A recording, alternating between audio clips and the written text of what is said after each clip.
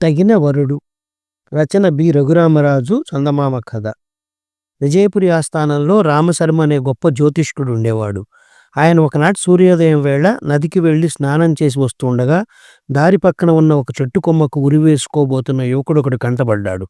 రామశర్మ ఆ యువకుడిని ఆపి బాగా మందలిస్తూ, నీ పేరేమిటి, ఏ ఊరు నీది అని అడిగాడు. మా పేరు జయసింహుడు, విజయపురి మా ఊరు అని యువకుడు చెప్పాడు. 25 ఏళ్ళైనా నిండినట్టు లేవు, అప్పుడే జీవితం మీద నీకు విరక్తి కలిగిందా అని అడిగాడు రామశర్మ. మనసారా ప్రేమించిన అమ్మాయిని పెళ్లి చేసుకునే అదృష్టం లేనప్పుడు బతికి ఏం ప్రయోజనం అని విచారంగా బదులు చెప్పాడు జయసింహుడు. ఏది, నీ చెయ్యి ఇలా చూపించు అని రామశర్మ అతడి హస్తాన్ని కొంచెం సేపు పరిశీలనగా చూసి, ఆహా, బ్రహ్మాండమైన వివాహయోగం ఉన్నది నీకు. పెద్దల సమక్షంలోనే నువ్వు ప్రేమించిన అమ్మాయితో నీకు పెళ్లి జరిగి తీరుతుంది తెలుసా అన్నాడు. అంత ఖచ్చితంగా మీరెలా చెప్పగలరు అన్నాడు జయసింహుడు అనుమానంగా.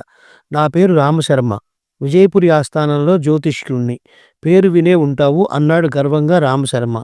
ఏం జ్యోతిష్యమో ఏమో, మరి నేను ప్రేమించింది బ్రాహ్మణ కన్యను, నేనేమో బ్రాహ్మణ్ణి కాను, ఆ అమ్మాయిని తల్లిదండ్రులు నాకెలా ఇస్తారు చెప్పండి అని అడిగాడు జయసింహుడు.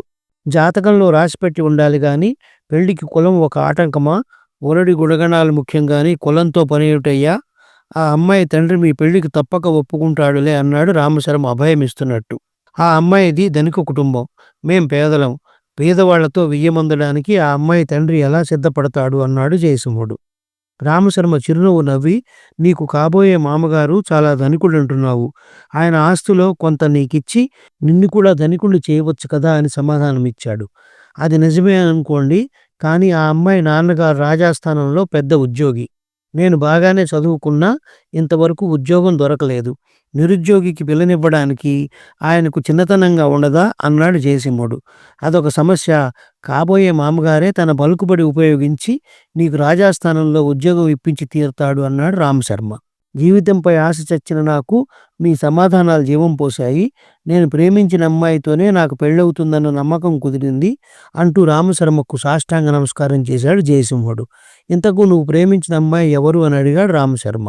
నేను ప్రేమించింది మరెవరినో కాదు, మీ రెండో అమ్మాయి కావేరిని అని చెప్పాడు జయసింహుడు.